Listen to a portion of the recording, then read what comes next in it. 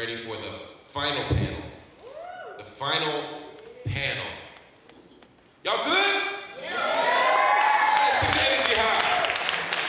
Let's keep the energy high. This final panel was like my favorite thing to think about.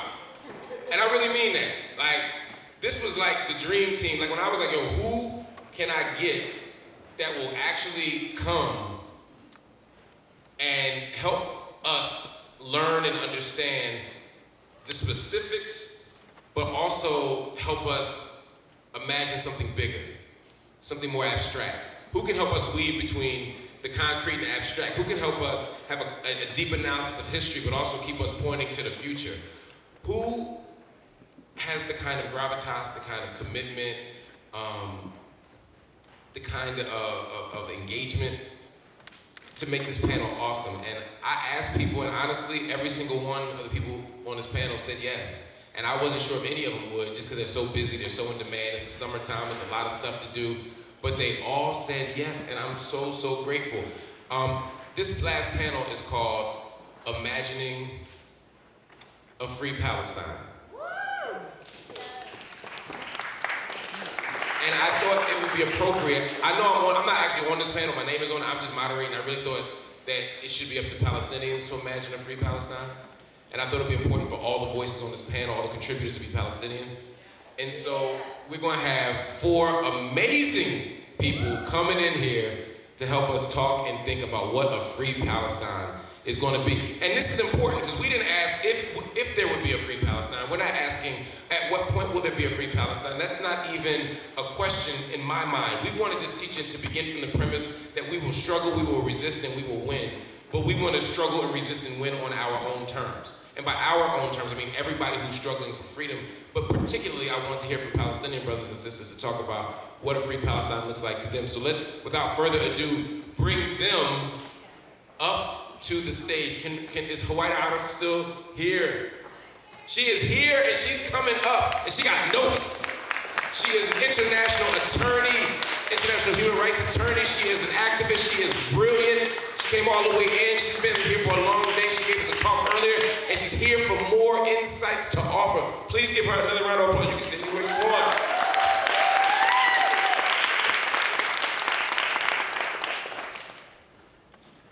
We also have another amazing person here who is a dear friend and someone whose work I admire a great deal. Someone who's made extraordinary sacrifices in order for there to even be a conversation. See, they both my friends, so they both went up to the stage because I said this person is brilliant and dope. But they're like, oh yeah, that's me. I was actually talking about you now. No. Yeah, it's all good. Y'all have a seat. I'm giving y'all these world historical superlatives. Y'all better sit and take this. So let me start. Now I'm gonna start on the right. Y'all heard Noda Erika give a presentation. Yeah. Noda is brilliant. Noda is amazing. And she's going to answer some of them Gaza questions from earlier, but she's also going to help us imagine what a free Palestine looks like. Next to her is my friend, my colleague, my comrade, Stephen Slater. He is somebody who has really made... Give Stephen another round of applause, man.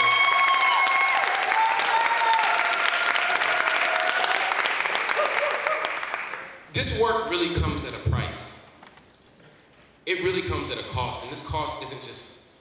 Again, it's not just abstract, it's not just ideological. People are losing lives, people are losing social connections, people are losing resources, people are losing jobs. And if anybody embodies this commitment of this idea of steadfastness, this idea of remaining committed to this struggle until there is a victory, it is Stephen. And I've watched him over the years fight and battle and be attacked and be blackballed. And they tried to erase him. They've tried to kick him out of the American Academy. They've tried to kick him out of other places. They've tried to silence him. And he has said, I will not be silent. I will continue to fight. I will continue to resist. I will continue to tell these truths. And so I couldn't imagine a better person to join us on this panel. I'm so grateful to call him a friend. I'm so grateful that you came here, man. Thank you.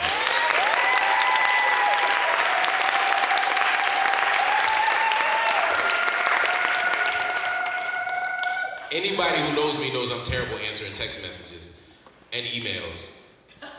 Ain't that funny? So you absolutely could have just not responded when I was like, yo, can you come? And I couldn't even say that as many times as I've been bad responding.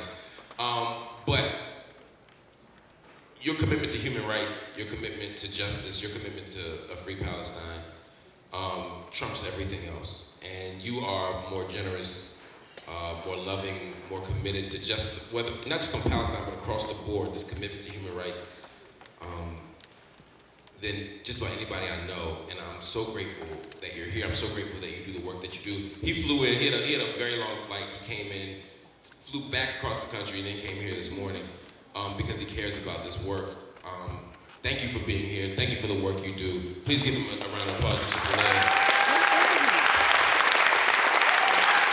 So, it's been a long day, but I feel like this is the perfect way to end it. And I'm, again, so grateful to you all. I'm going to begin with a request that you all kind of indulge me. I think about the work of Robin Kelly, and I think about this idea of a freedom dream. When you all think about a free Palestine, forget about the terms of 1 and 2 states. Forget about, I want you to suspend your disbelief. I want you to release your imagination. I don't want you to be prisoner to any political arrangement, institutional arrangement, anything. I want you to help me imagine from your position what a free Palestine looks like. What is that? And I know it's abstract, but that's the fun part. Y'all smart people. You know where you want to start? You was just at the end. I do what? No, thank you. Thank you so much. And actually, it's so funny because in the recent research that I've been doing, You might just for the camera. I've been reading Robin Kelly, and who is imagining freedom and helping, and what theory of Black liberation looks like as activists on the ground are theorizing about it in the actual movement, and culminates his project, this particular book project, in surrealism, which is the realm of the unreal. It doesn't exist, we have to imagine, we have to build that which doesn't exist, which is exactly what I've been thinking about. So let me just answer Mark's question by telling you about my own story. So this isn't a plug, kind of. I've just finished my book. Mark's gonna invite me here, I'm gonna talk to you all about it when it's out in March, right Mark? That's right. And in it, I'm narrating 100 years of the Palestinian struggle for freedom through the relationship between international law and politics. And at the very end, I got to this problem, which is like, okay, 100 years, 3 years of intense writing, now what? And I was faced with these same dismal possibilities that we've always had. 1 state, 2 state, binational state. And it just seemed unsatisfying. And a sister of mine, Purvi Shah, movement lawyer, founder of the Law for Black Lives, founder of the Movement Law Lab, is over and says to me, you need to take a break and read some Afrofuturist literature. Yeah, that wasn't my reaction. My reaction was like, okay sis, it's late, maybe you should go home.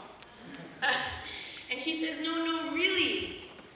Think about Black folks enslaved, thinking about their freedom. If all they can imagine as getting free was how to break off chains and escape, then the horizon is so limited. Because if we strictly deal with what's possible, we can't imagine what's necessary, right? And so, yeah, give it up for Courtney. I still wasn't convinced, and I asked her to leave. She didn't. And I was reading Octavia Butler anyway, so I was already on that tip. And went to sleep, woke up in the middle of it thinking, oh my God, sis is right. I have to dream. There's no way forward except for dreaming. And so I did 2 things. I dreamed, and I realized that I might not know what the future looks like, but I know we have to ask different questions. Because if we just keep asking ourselves, what will it take to dismantle Zionism?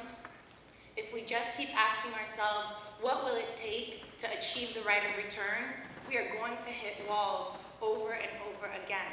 So I inverted the question to myself, and I said, what will it look like when all Palestinians have returned? What will it look like when the siege has been lifted? What will it look like when Palestinians can travel to the Mediterranean Sea and swim? What will it look like when they can pray in any place of worship they choose, or they can choose not to pray if that's what they prefer? What does that look like? And so that led me, one, to ask more questions. And I want to share some of these questions that I started asking myself, and I'm going to share with you what I'm asking and what I'm working on. But two, it also forced me to imagine, ironically, I won't say it, because it won't, something about what Chloe said, but I don't want to bring her back into this. But it forced me to think about, yes, Jewish and Palestinian sovereignty is not compatible, okay? You can't have both Jewish and Palestinian sovereignty, in my opinion. But we can have Jewish and Palestinian belonging. We can all belong. We may not be able to figure out who gets to control it. So what does it look like when we imagine a place of belonging in the world beyond the state framework? And now that Palestinians are literally at the end, the two-state solution is over. We don't have a state. That dream is done. We need to mourn it. So we are now well placed in this tragic moment in a place where if we can figure out how to get free outside of a state framework, we can figure out something for ourselves, and we can figure out something for the rest of the world as well. Wow. We'll pause there and jump to Stephen, yeah.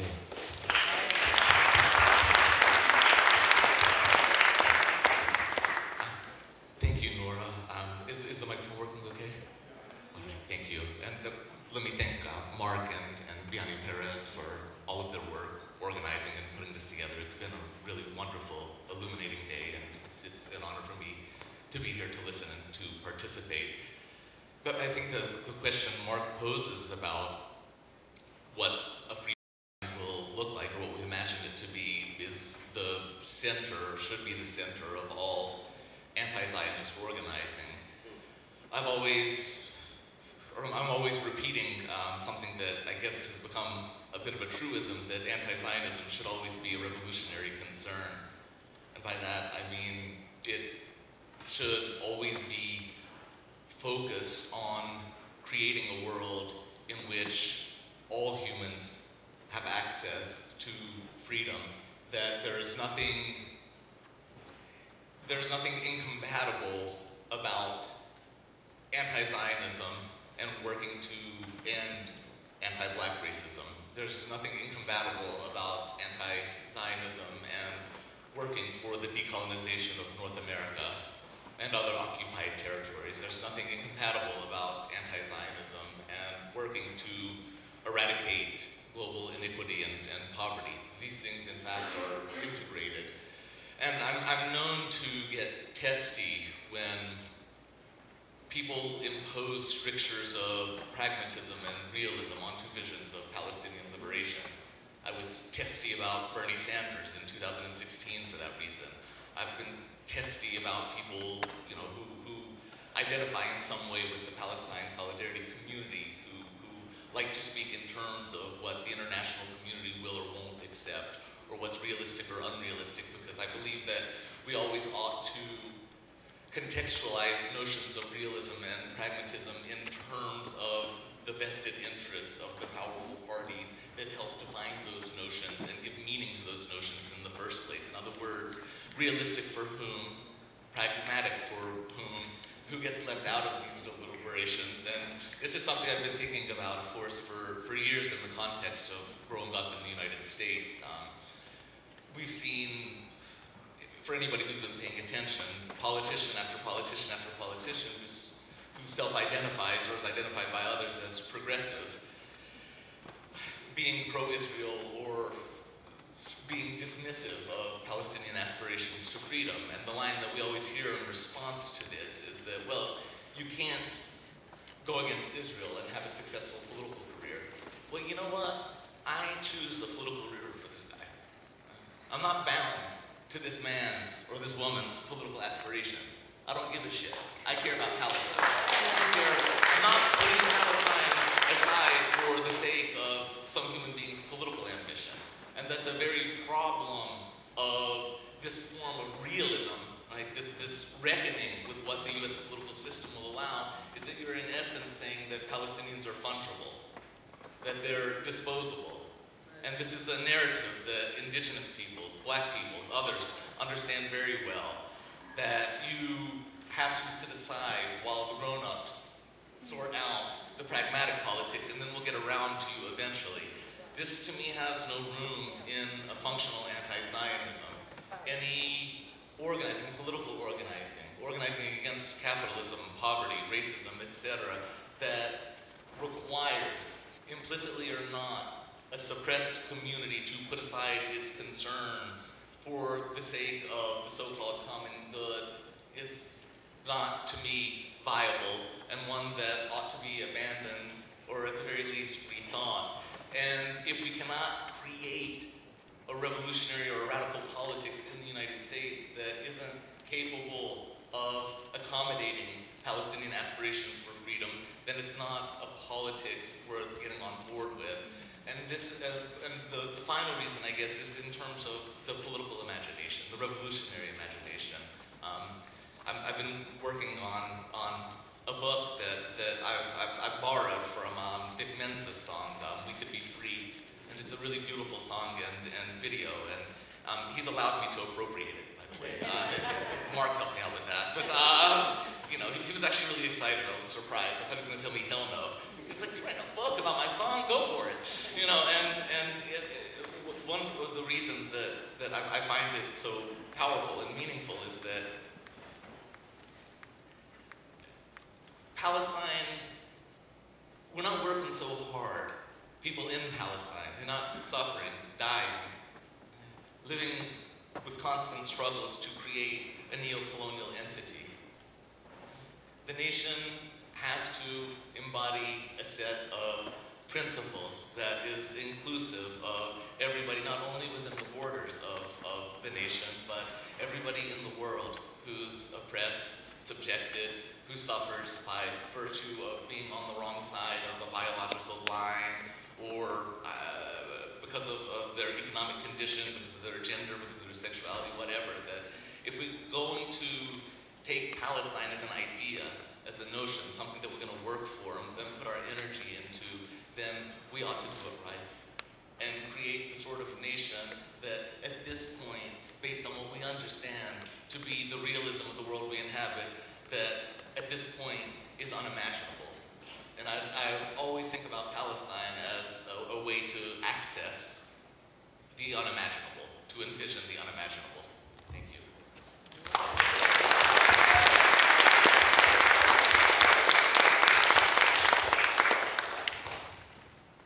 So I'm going to do something that Nora probably very wisely said she wasn't going to do, was bring Chloe back into this, but part of the reason why is because I didn't get to ask her my question when she was up here. This wasn't my question, but one of the things I did want to tell her, or let her know, or let you know, is what she was talking about that we need to be doing and supporting these people-to-people programs and people working together and increase the love and the understanding. I did that. I was born and raised here in the United States. As soon as I graduated college, I went over to live in Jerusalem to work specifically for a conflict resolution program. We were still in the Oslo peace process. This program took Jewish and Arab kids and brought them together. They were about 13 to 16 years old, so they're old enough to understand, not too old so that they're totally tainted.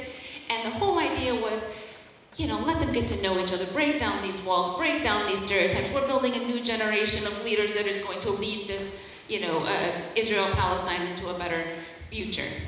Sounds great. And shortly after the Intifada broke out, I resigned. And I resigned not because I don't think we need to be talking to each other. I mean, talking and dialogue is always good. But these programs are toxic. They're toxic because, you know, we brought the Arab and the Palestinian and Jewish kids together. And they would talk, and then they would argue, and then they would agree to disagree, and everybody has pain, and the Israeli child would go back to his or her town or city, likely built on the ruins of a Palestinian village, and the Palestinian child back to his or her refugee camp or village through checkpoint after checkpoint under guns, likely of the very child that they were sitting with and became best friends with. And so when the Intifada broke out, the Israeli children didn't understand why their Palestinian friends were doing this. Because the programs didn't want to address the politics that divided people. They wanted to talk about getting along. And Palestinians have never had a problem with accepting Jews and even accepting Israelis. And I was long involved on the ground in Palestine and organizing with Palestinian communities and internationals and Israelis that wanted to stand side by side with Palestinians in resisting. And Palestinians were always welcoming, even in the height of difficult situations and killing and siege. When, for example, in 2002, when Israel put all of the Palestinian towns and cities under a complete curfew, military operations in each, no one could be in the streets or you'd be shot dead for days at a time. We were trying to break this by getting kind of internationals to at least do some of the humanitarian work, because people were not able to access hospitals and medicines and food. And so we were breaking that with the privilege of having international passports. But then the Israelis called, the Israeli peace activists, and wanted to come in. And we're like, no, listen, this is not a good idea. Tensions are high, people are dying in the streets. But in the end, we did it, and we brought in a group of Israelis, and they're walking in the streets, and Palestinians cannot come out of their homes.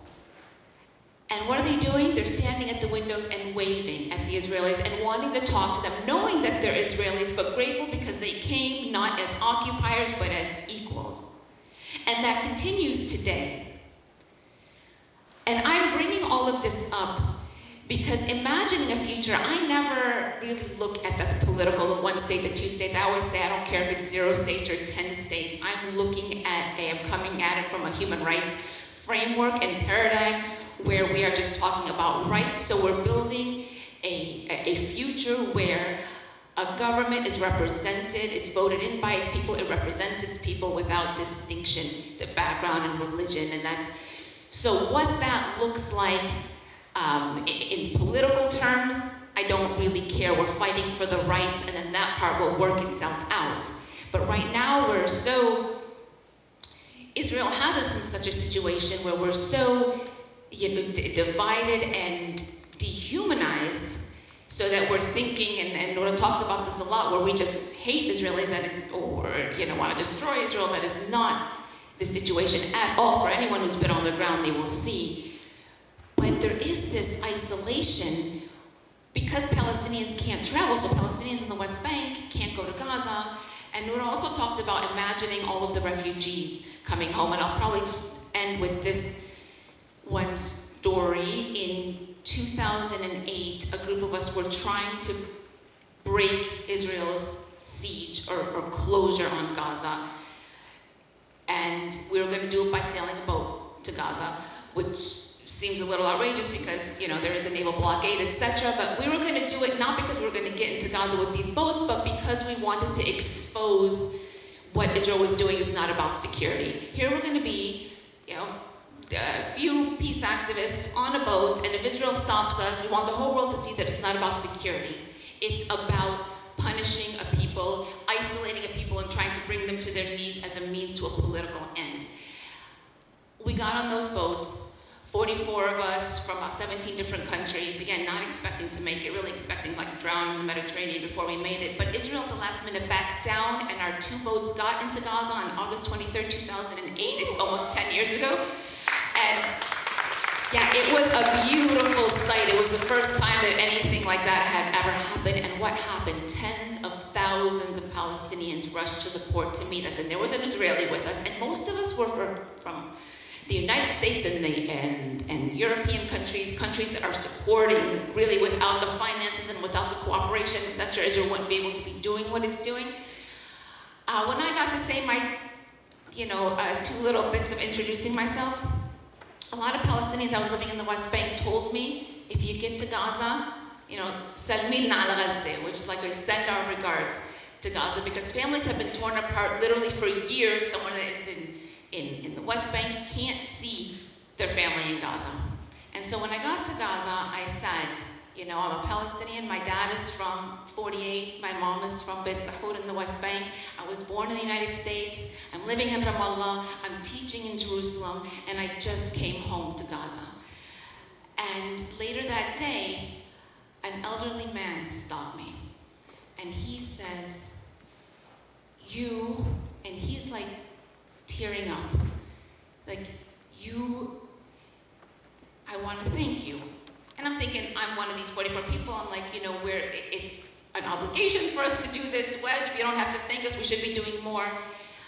And he said, no, you, because you gave me hope that our people outside haven't forgotten us as another Palestinian. And that broke my heart, because that is the kind of isolation and separation that they've done to us, and people in the refugee camps outside in Lebanon can't come to Jerusalem. And what will that look like when everyone comes home is a sight that I can't imagine, but one that I look forward to with chills. So it's not about the politics. I can't imagine that, as some of the more intelligent people around me think about. I look about the human rights, and I look about breaking the decades of what Israel has done to us, and it will be an area where everybody lives together, and there is no discrimination. It is the world that I think we're all imagining for ourselves and our kids and our grandkids and our future. Absolutely.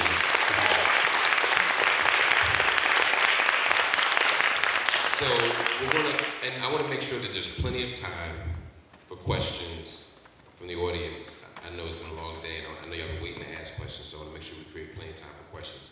But I do have some specific questions for each of you that I'd like to, and if any of you want to weigh in on the specific question that I have for someone else, feel free to. But I want y'all to help me think through some of these things. The first question, and I kind of want actually Nora and Stephen to take this on, is this question of the state. Nora, you began to help us think and talk about this. So much of the discourse around Palestine conversation right now in liberal circles is one state versus two state. We've sort of normalized the idea that the two state is the ideal outcome, and it's just a question of how we get there. Even the idea of the one state solution is seen as a kind of radical intervention into a conversation. But there's also the possibility, as you pointed out, that maybe why are we assuming that we need a state at all? But imagining a world without, and the reason I say that is because there were many moments in history where there was no state. I mean, the idea of the nation state is relatively new in the course of human history. So we can certainly imagine a world without nation states where people weren't defined by a nation state. Could you all help us think about what that means and what a free Palestine looks like if we don't define our very identities and our very collective identities by this thing called the nation that is only about 150 years old? Then I'm gonna circle back to you. You know what? I want you to marinate on that question, because I do want Yusuf Munir to have a chance to answer the first question. Please. Thank you, and thank you for this amazing undertaking. It's really been quite a series of panels today. And I wanted to do something a little bit different in trying to answer this question. I know we've gone over a lot of facts and figures today, but I just wanted to give a little bit of a sort of a personal story that explains how I think about what a free Palestine means. And this is a story that's certainly unique to me, but it's also a story that is shared by many people, including perhaps people in this room. I happen to be a Palestinian citizen of Israel. I was born in Lid. We're fond of saying that we didn't cross the border crossed us.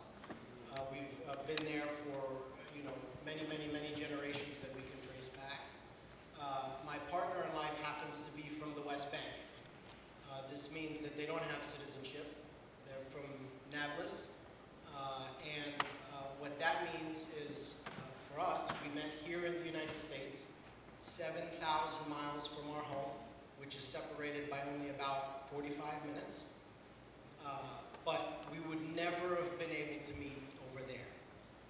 What that means in practical terms for us, in terms of visiting home, is that that's something we cannot do together without dealing with the matrix of control that is the occupation and the walls and the apartheid laws. And we're talking a lot these days about family separation. For Palestinians, and I know many of you in this room were very rightfully at the demonstrations going on here in Philadelphia, but also around the world. For Palestinians, many of us have been experiencing a status of perpetual family separation for 70 years. And so for my partner and I, we can't enter into the country together. We have to enter in through separate bridges. We can't fly into the country together because I can use an airport that she cannot. Even though I'm a citizen, right, she cannot gain residency in the state where I am a citizen because Israel has a law against that, preventing family reunification, right? So simple acts like traveling through our own homeland together become an odyssey, right?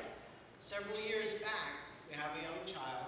We wanted to introduce him to our extended family, which is something that, it really shouldn't be complicated. It's something that anyone can do without too much thought, right? For us, of course, it required military permits and a long wait to see whether or not that would be granted. Interactions with the military apparatus, right? All kinds of biometrics. And then finally, instead of getting a permit that should have lasted for the time that we asked for, which was 3 weeks, we got a permit for 7 days. And the exception was that every single day she had to exit and return back to the West Bank. But we made it into the part of Palestine where I'm from so that my wife and my son could meet my family. And we made it to the beach for the first time as a family in our own homeland. It was that complicated. Yesterday, I was sitting on a beach with my family here in the United States. Okay? There were no biometrics. There were no checkpoints. There was nobody that asked what I was a citizen of or what she was a citizen of or anything else like that. We went to the beach. That was it. When I think about what a free Palestine is, I don't imagine a Palestinian Wakanda. Okay, and I don't mean that to be dismissive in any way. I totally understand the power of the imagination when it comes to these concepts. For me, I imagine a Palestine where we can exercise the kind of freedom that we see other people exercising every single day. In the simple acts of life that are not simple for us as Palestinians because of all of this bullshit. I don't see it as something that's complicated. I see it as something that's simple, that's denied to us. That's what makes it so outrageous. And when you see it practiced by so many people around the world, it makes you realize it's not that difficult. It's really not. It's not something that is hard to conceptualize. It's actually easy to conceptualize because we see it, and in some contexts, we actually practice it. We just can't do it in the land that we call home. Thank you for that. I still want y'all to marinate on that state question. I'm going to come back to it, but as you all are talking, there's an interesting other thing coming out, which is, as you talk about your individual narratives, some of you are American-born, some of you were born in Palestine, either in 48 or 67, and throughout the broader conversation, there are these different vantage points from which Palestinians are talking about what a free Palestine looks like. To what extent does where you're located, where you're born, how you identify, where you're positioned, shape what your freedom dream is? Or have you found any patterns or trends or connections in that way? The state question? Okay, y'all really want to answer the state question? But sure. I'm gonna let you do that. I can answer this question too. Could you answer this question first? Just, yep. Okay, so first of all, I would just say absolutely. It might. Absolutely. If you're a Palestinian who lives in a refugee camp, your primary dream is getting out of the refugee camp and being able to return. If you're a Palestinian who's a citizen of Israel, your primary, concern is being able to be fully human in that context. And in the Gaza Strip, it's lifting the siege. In the West Bank, it's ending the occupation. In Jerusalem, it's not being isolated. In the diaspora, it's being home, right? But that's also, these are violent, legal, geographic fragmentations that are part of the matrix of control that divide us, that make our struggle seem so difficult and disparate. So that when I was co-organizing a conference in 2015 on alternative strategies for Palestinian liberation, we had to have 3 different sites at Birzeit, which is in the West Bank, in East Jerusalem, and in Nazareth, because those Palestinians from those 3 sites couldn't convene in a single place. And the conversation in each of those sites was very distinct. So it makes it really hard to dream, and I get to dream a little bit more, right?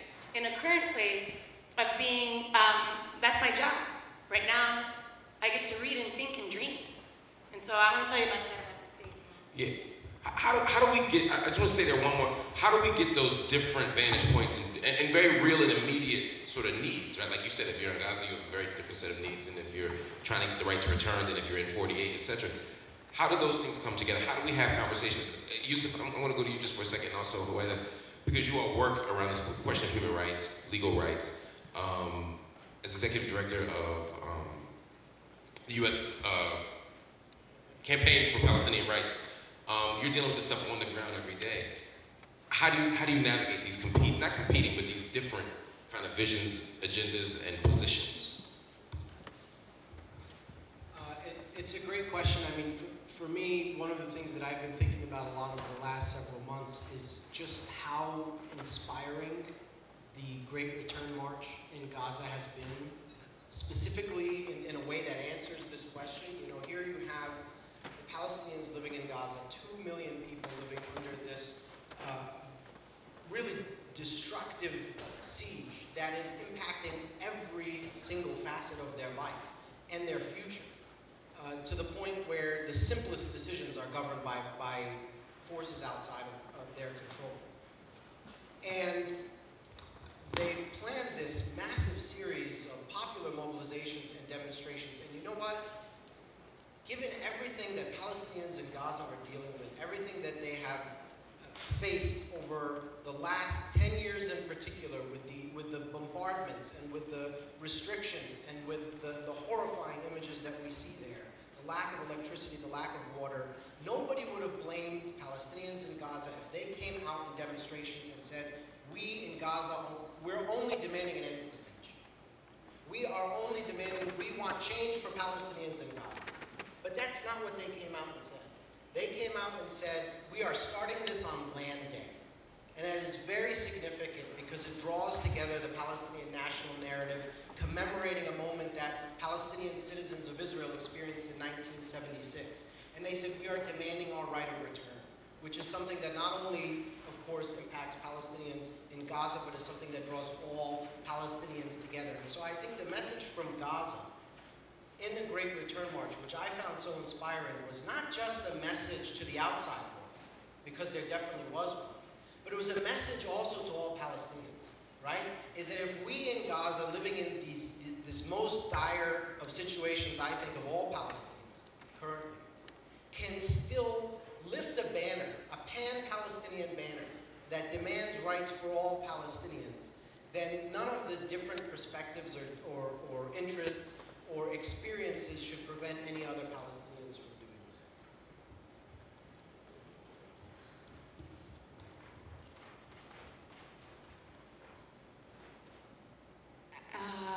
Where do I start? I talked a little bit this morning about how my husband can't go into Palestine.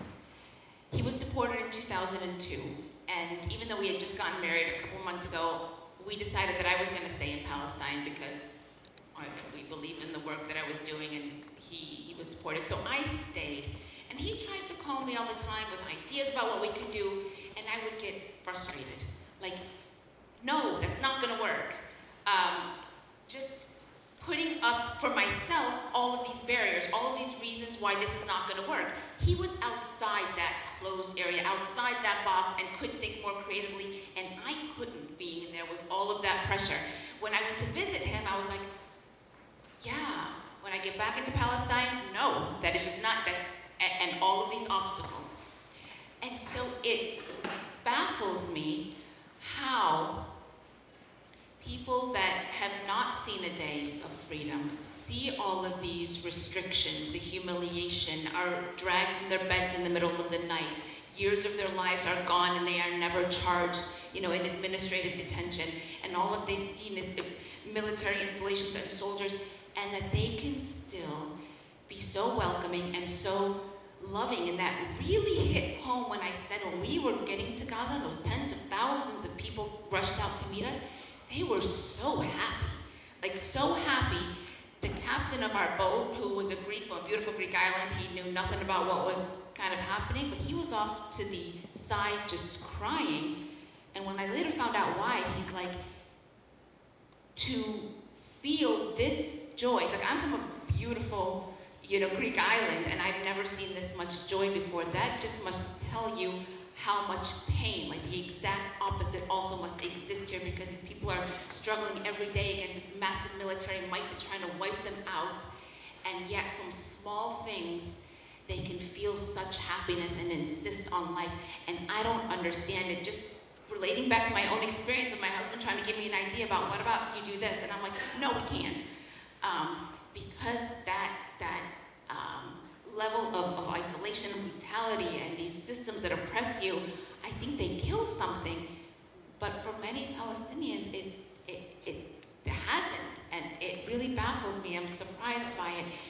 And one last thing, I know I talk a lot, but there is a young volunteer that was killed volunteering with us in Gaza. Some of you might know her. Her name is Rachel Corey.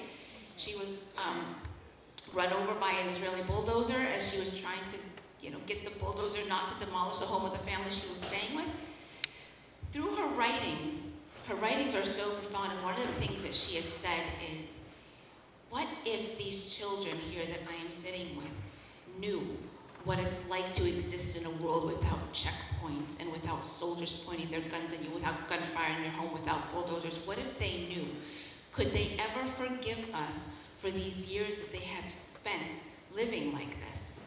And that always hit hard for me, because I'm seeing that there should be such anger, but I don't see it when there's something to be happy about. Palestinians embrace it. And so that's, in such a dire situation, that always gives me hope and optimism.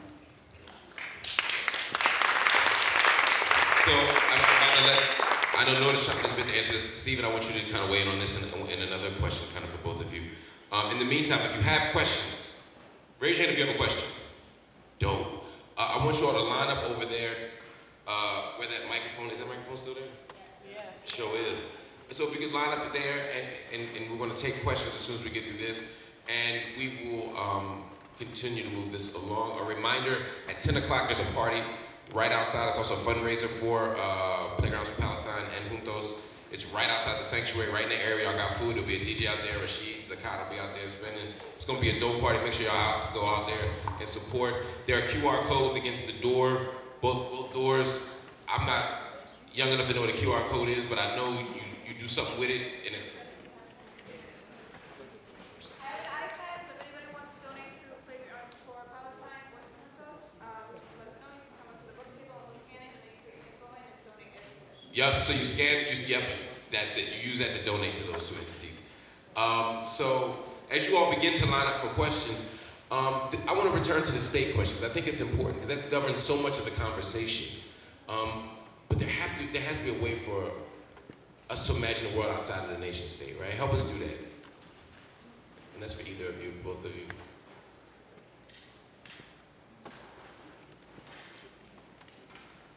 We'll start with Stephen since he's holding the mic. Okay. There's some feedback coming on the mic. Thank you. I think that there are lots of ways to imagine a world beyond the nation state. In fact, people have been doing it really well since the modern nation state came into existence. I think a particularly useful site for that sort of analysis exists in Native American and more broadly indigenous studies, where and in Native activist communities and organizing communities also, where they're thinking through versions of nationalism that move beyond or in some way contravene thanks. Am I on? Okay. Yeah. That contravene the normative structure of the nation state as we understand it as a byproduct of European colonization and the development of capitalism.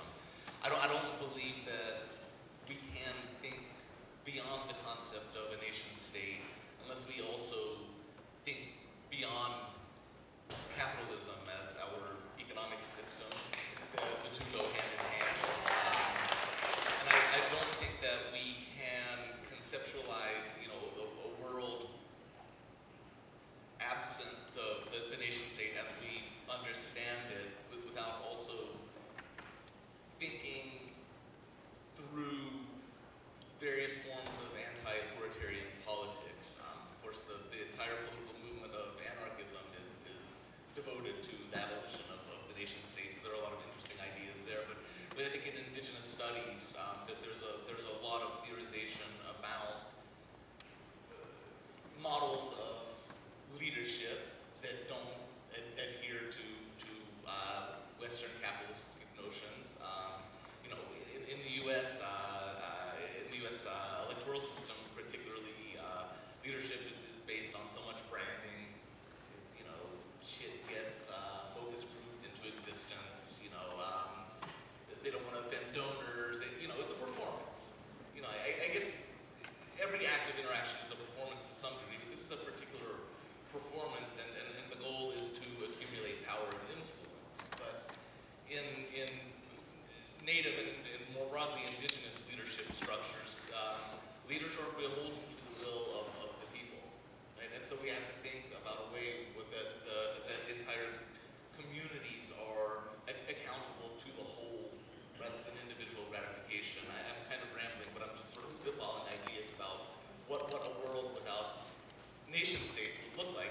It's remarkably difficult to imagine, but I don't think that we can begin the process of reimagining the structure of the world without also reimagining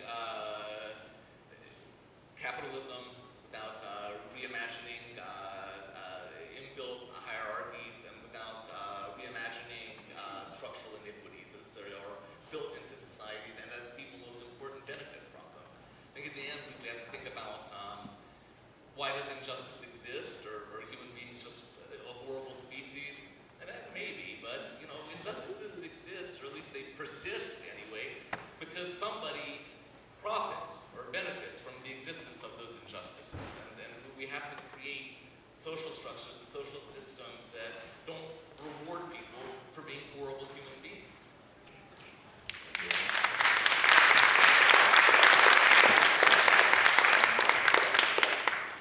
So I think everything that Stephen said, number one. Number two, I've been thinking about this a lot. Because I think about the horizon of what we're asking for as Palestinians when we're asking for equality in the worst, most cynical frame. It's asking for it to democratize the settler colony, right? And I'm not cool with that, right? I don't think that that's going to be enough. And that's what I think about when we think about any kind of state as the horizon. It becomes demands that we make upon the state. And the most that we can do in that framework is ask for the state not to hurt us. It's a negative campaign, right? It's the Civil Rights Movement. It's the Civil Rights Act of 1964. It's the Voting Rights Act of 1965 without reparations and without robust support for reparations, right? It's this idea that the state doesn't harm, but the state does nothing either. It's why there's now a movement, a resurgent movement, like it's always existed, but a resurgent movement that's thinking about Black liberation again outside of the state framework. That some sort of revolution to redefine humanity is necessary. And that's what I think about, and that's what I think is also drawing our struggles so much, is because we're on that same track to figure that out together. Absolutely. The state is not that solution. So what would that look like in Palestine? I don't know, but I have questions I want to put out there that I would think that we should ask. It's kind of like when Dr. Angela Davis wants us to think about abolition. Does anybody really know what that looks like? I mean, if you do, talk to me. But what she encourages us to do is to just ask different questions, right? To de-link crime and punishment so that we no longer think about those two things having to be associated. So that the punishment exists irrespective of the crime, right? That is an abolitionist future. That is a stateless future. So what questions would I ask in that stateless future? I would ask about how could we rebuild the coastline of Gaza to accommodate the disabled community of Palestine that has been named, right? What does that look like when our coastline is made to accommodate our disabled community? How do we center those bodies and those humans and then work from there to satisfy everybody else? How do we integrate transformative justice into our youth work, which is also nurturing abolitionism? And it's something that Dr. Mari Morales-Williams teaches me in her work when she does that with youth. So we are working to de-link crime and punishment. How do we think about Middle Eastern Jews from Iraq, Yemen, Iran, Syria, Morocco, Lebanon, who were forced to choose either being Israeli or being Arab? We know they can't go back. Most of the states they come from are now war-torn. There is no future without them. What future do we create, right, that includes them? What does that look like? And again, and this is the last question, how does our racial analysis and theorization around Zionism, because we believe that Zionism is racism. Fayez Sayed articulated that in 1965, passed it in a resolution in 1975 at the UN Resolution 3379, right? So we're theorizing that Zionism is a racialized apparatus and not just a settler colonial one.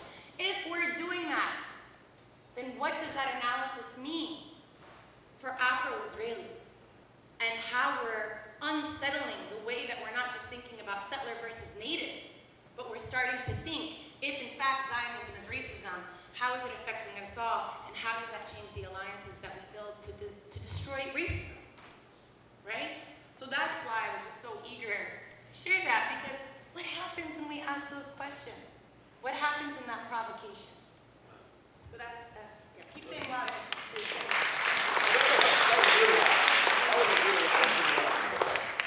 Yeah, I mean, I think this is such a big question, and I think we've heard a lot. There's no real easy answers to this, and I think one of the things that I hear a lot when we talk about these kinds of things, and it's often a question that is posed in these kinds of settings, and often to Palestinians, because our struggle is one in which we are talking about changing state formation, reimagining societies, what do new political constructions look like, and the answers to these questions have implications that are far, far greater than Israel-Palestine, right? We're talking about reimagining an entire global system, right? That's not only talking about one state, but is really talking about interstate relations that would be revolutionized by the end of the nation state, right? And so it's often a question that requires a hell of a lot of work to try to achieve and bring an answer to that. It's posed towards people who have a hell of a lot less to do anything with, right? And so while I fully agree that the democratization of a settler colony is not an end goal or an acceptable end goal, it has to be, I think, a step along the way to moving forward, right? And it's just difficult for me to imagine how we as Palestinians or any marginalized group can move towards greater equality, greater approximation of justice and power towards others who have so much more if we're trying to lift the burden of reimagining the whole world before empowering ourselves first. There's no easy answer to it, but that's what I fall back and thinking on is like, I would love to reimagine the world system and change it all by myself if I could. It's just, it's not something we can do, and we've got, you know, we can work towards that alongside others. But we can put ourselves in a better position to contribute to that by addressing some of our own challenges first. And I think one of the challenges, and this, with abolition, we've had this challenge as well, is on the one hand, how do you have this ultimate freedom dream and make practical decisions on the way without allowing reform to become the ultimate end goal? Even as, so for example, with prison abolition, we say we want to abolish prisons, but then there's this question, and so with critical resistance, a whole lot of us were like, okay, cool, that means we're not going to support these prison libraries and these counselors that we're going to throw into prisons, because it reinforces the idea that prisons are salvageable, that they can be reformed, when in fact we want to imagine a world without prisons.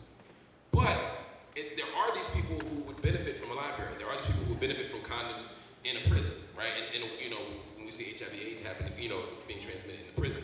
So on the one hand, we don't want to reinforce reform or ratify reform, but there's some real interesting things that we have to think about. And so at each moment, we're trying to figure out and resolve this tension between saying, okay, a stateless world is not viable tomorrow, but saying that if we continue to move within the logic of the nation state, then we can never get to that point, because we're always prisoner to the pragmatic. I'm not saying you're wrong as much as I'm saying this is the tension that we're constantly trying to navigate. I know we can't resolve that tonight, but it's a hell of a thing to think through, because real lives are at stake. It's not just an abstract thing, right?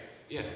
I would just say that one other thing that Angela Davis teaches us is that the movement is constant strong, right? And that there's going to be this constant question that you raise of the trade-offs, and the power imbalance is significant. And the question that we will constantly face is, how do we keep moving towards change without compromising the ultimate change that we want to see, and still at the same time building enough more power to get to that next level that brings us towards that change. And that, I mean, those are the questions that, I mean, we deal with in our work every single day, and oftentimes find ourselves in the uncomfortable position of having to hold our nose, right? But there's been a lot of nose holding throughout history that's helped us get to the place where we can challenge some of the structures that we're trying to challenge today.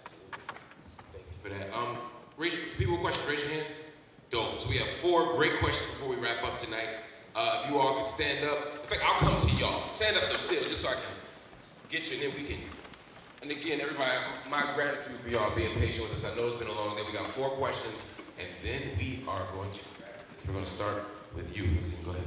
Basically, that's my question, but I was thinking about this topic of imagination, specifically in relation to Fannie Mohamed's notion of how do we refuse that which has been refused to us. So how do we inject imagination in our organizing efforts against the daily exigencies of people's lives? Okay. You know what? It's not clear. The question was, how can we inject imagination into our organizing work against the exigencies, right? The demands, the urgent demands of the moment, right? People are dying, people are suffering, but we want to invoke imagination. How can we do both? And as a practical matter, I'm gonna pick on you first. Do you, as somebody who's doing work on the ground again, like, do you ever feel like you don't have time to dream, time to imagine, because you have to constantly deal with these kind of urgent things going on in the world?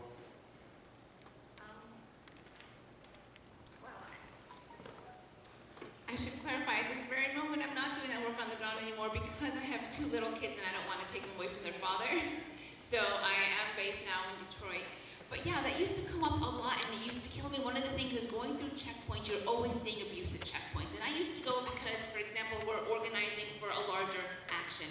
But then you see this abusive checkpoints, and I could be there all day trying to prevent this abuse, and then I don't go to that organizing meeting, and then some part of it. And I did that over and over again. Or when Israelis were demanding my ID, I don't want to show ID because I want other people not to show ID, and then I would get pulled aside and then arrested, and nobody else would follow me. And then, so I'm not, it's this like trying to, yeah, there are all these things that come up, and I don't know that I have a good answer, because I used to be mad at myself. I'm like, am I becoming desensitized because I have to become desensitized because I have to look at the bigger picture? picture, but there are individual lives, that, it's intervention here and there is going to help. And I used to struggle with that all the time, and I don't have an answer to it. One more thing, just another example too. When we used to have like internationals come, I mentioned when we were walking through, we would use the privilege of an international passport so that Israelis wouldn't shoot us in the streets like they did Palestinians. We used to have that discussion. It's getting a little bit off your question, but it's like, okay, people need help. If I raise my passport in the air, they won't shoot me. But do I take advantage of that privilege? No, because I'm feeding into this system. I'm playing along with this, this racist system that I'm not Palestinian, so I can walk in Palestinian streets where Palestinians can't. But someone needs help and I have to help them get to the hospital. What do I do? And we used to have these discussions, and it's just kind of being aware of where you are and the privilege. And sometimes it's the connection with the people that need the help, that are in this dire situation, when we're not, and what is, to help us imagine what would be most beneficial. I think that's probably the best I can do. Great answer. Next question. Y'all can hold that mic. Oh, she's right there. Isabel. It's on. Nora, you were talking about language earlier, infiltrator, extrajudicial assassinations.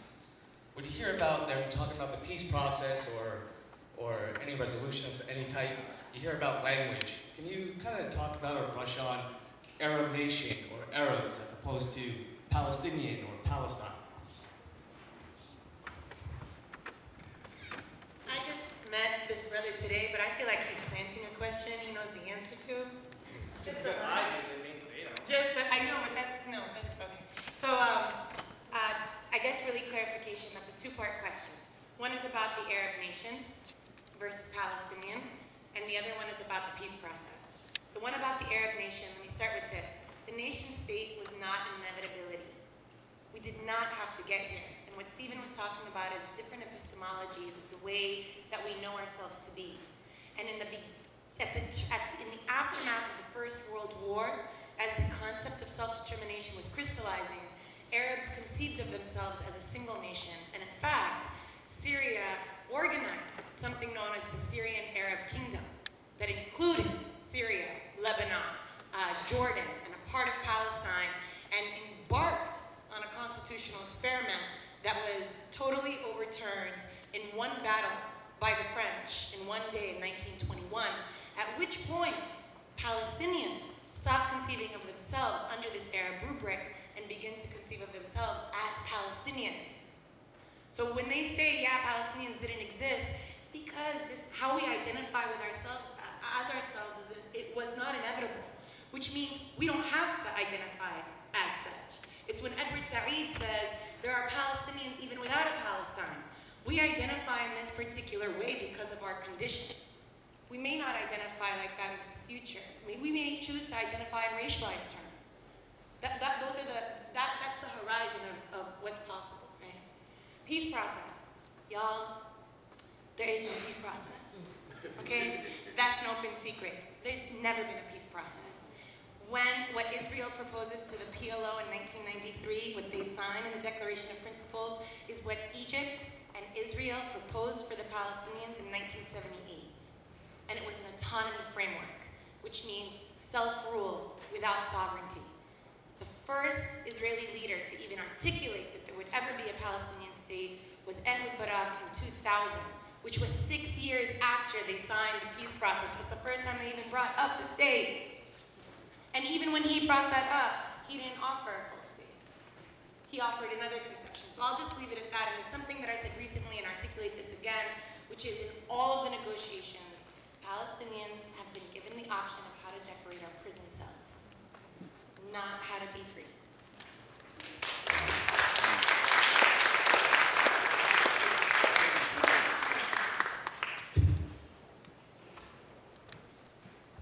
Hi, marhaba, thank you for doing this.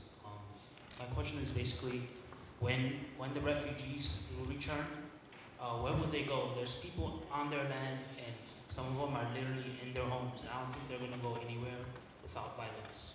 So where will they go when they do return? That's a great question. I like that you framed it as when they return. Yeah. So So one of the biggest misconceptions about, the practical implementation of Palestinian repatriation is that there is a massive space problem, right? The reality is that I believe it's about 80% of all Palestinian depopulated village land remains uninhabited to this day. That obviously does not include some of the major towns and cities where there are significant numbers of refugees from. But this notion that, refugee return to this village or that means that you automatically have to displace other people, that's not true in the vast majority of cases of the villages, right? It's not a space issue. It's a racism issue, is what it comes down to. That being said, we also have to keep in mind that this is not just about refugee repatriation, but there are also valid legal property claims that many people have to specific parcels of land that they can prove a very clear legal claim to that land.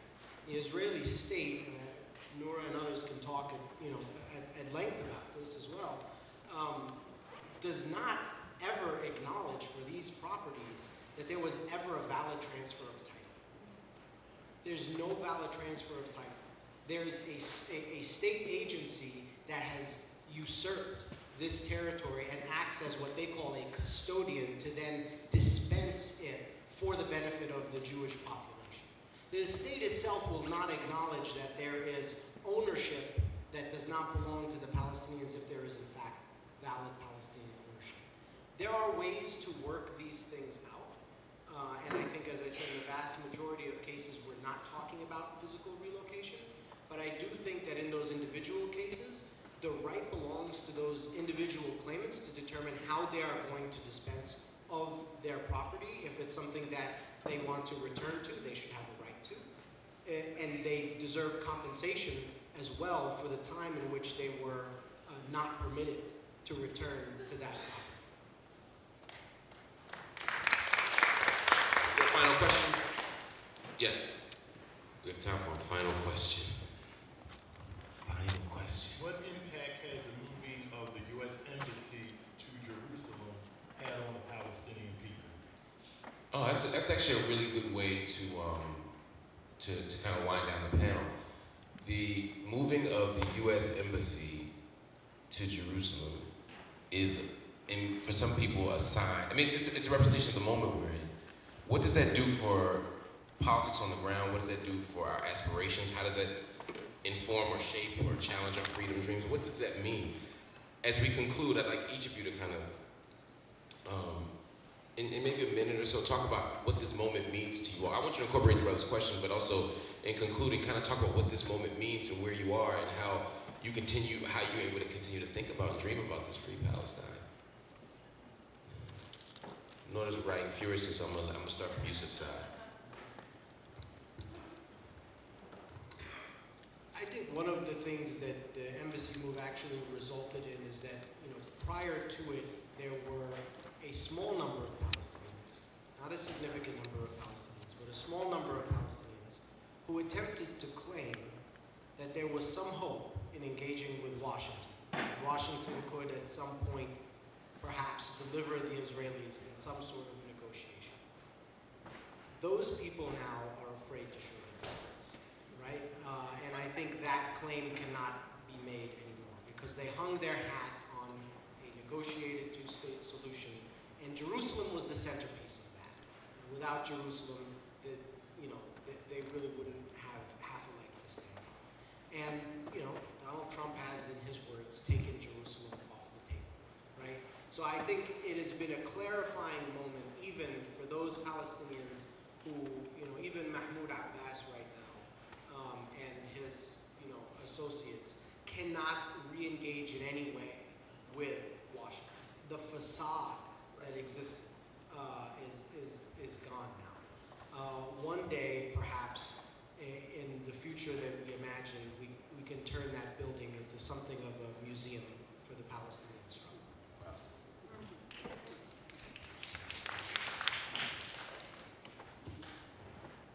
I this a little bit this morning. In practical terms, I agree completely with Yusuf, and I think also with what Nora said earlier, in that I was annoyed by it, but not surprised and not feeling like this is necessarily a catastrophe because it just exposed what US policy is. On the ground, Palestinians, of course, showed their anger. In practical terms, you know, the inauguration was for a building that was serving as a consulate, and now for the show, said it was an embassy, but they're thinking of building a new one, and it is said that one of the locations they're looking at is actually owned by Palestinians, and therefore you're talking about a lot of Palestinians. It's said up to as many as 1,000 is one report that I saw, but I think looking into it a little bit more, that have claim to the land that the future embassy might be built on. I mean, that's in practical terms. But in terms of Israel's policy of continuing to strip Palestinians of their residency rights, getting Palestinians out of Jerusalem, demolishing their homes, all of this continues. It continues and without a sort of accountability, but with what Yusuf said being so important is that those that held on to this, United States is an honest broker and we are in a peace process, in a sense, putting everything in the basket of a peace process and away from resistance and away from using the human rights international law framework to look at what Israel is doing. Instead, when Palestinians used to complain about Israel violating the Oslo, demolishing homes, building new settlements, it was always like, wait, we're in a peace process, be patient, we're in a peace process. And that, hopefully, is dead and gone, and we can look into more the alternative forms of what we need to do, like BDS, like the marches in the streets, like completely isolating the United States. I mean, I looked at it as almost as a positive. It's a slap in the face, but it's what the United States has been doing. So it's like, how do we now take that and make us more powerful in the organizing work that we're doing to force the United States to eventually change its policy? Yeah, there's really not much to add to those wonderful answers. I agree completely with Yusuf and Huwaida, and they've spoken really eloquently, as usual. I guess the way that I work it out, and have been thinking about it, is, to kind of reiterate, it's the pretense is gone. The myth of the honest broker is dead.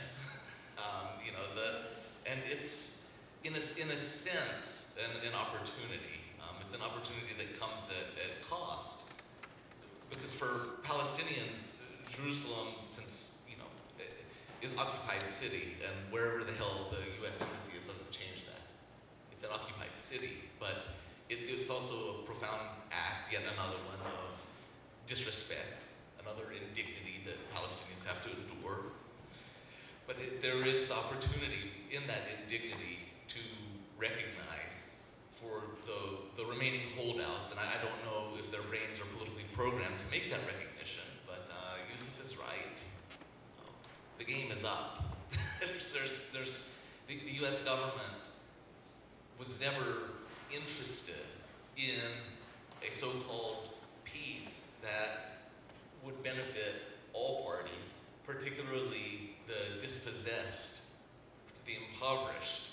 It never has had, going beyond Palestine. And so anybody who is foolish enough to continue to turn to the United States as some sort of mediator that can get this done, right? Trump has destroyed whatever those illusions have remained, and the fact of the matter is, if I can speak frankly, since this is my final comment, and I mean, I don't have an employer to piss off, so, the fact of the matter is, the U.S. government, for the Palestinians, was always the enemy, along with the Israeli government, and we need to treat it as such in terms of how we organize, but more important in terms of how we think about the possibilities of Palestinian liberation. It will not and never was going to come through Washington. That's right.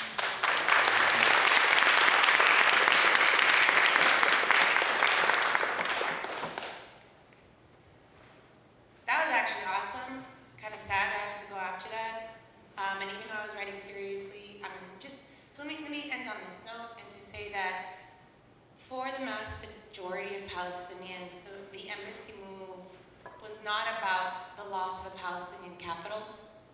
It was about the consecration that this international message, imperial message, US as empire, an imperial message, that Palestinians do not have a right to belong, right? Not that we don't have a right to be sovereign, that we don't have a right to belong.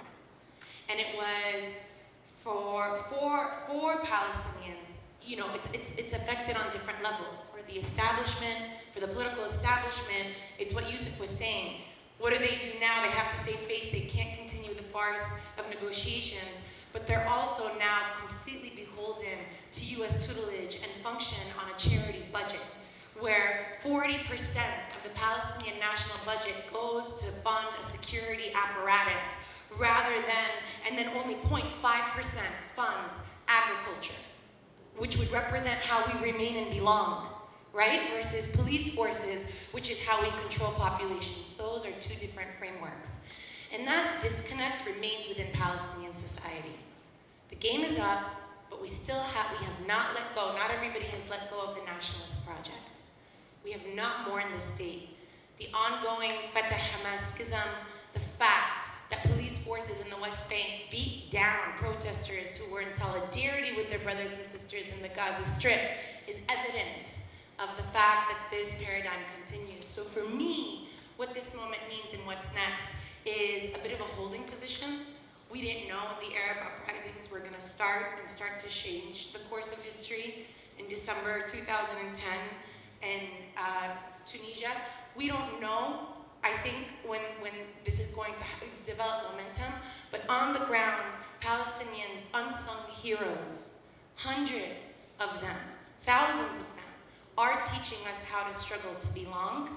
And I would imagine that our work is just amplifying their voices and pointing out what already exists rather than trying to come up with some new framework. Just celebrate the folks who already know, the ones who tell us what it means to be free and live with dignity. And from that, I think new possibilities will emerge.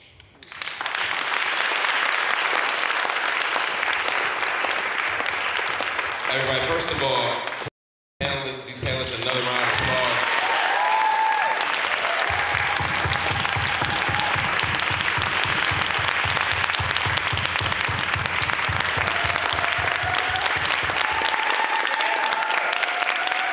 I don't know about y'all, but after this panel, I feel more inspired, I feel reinvigorated, I feel even more certain that victory is possible for oppressed people around the globe, but especially today, as we talk about Palestine, I feel more certain. You all have inspired us, you've informed us. I'm so grateful to you all for coming and spending your days with us. And I'm so grateful to all of you who came and stayed. We've been rocking since 2 o'clock. And it's almost 10 o'clock. And we still have a room full of people. That is a beautiful thing. And it's a testimony to just how committed all of us are to freedom and justice. So thank you all. Thank you on behalf of Uncle Bobby's. Thank you on behalf of the People's Education Center. Thank you for coming. We hope to see you again. Free the land.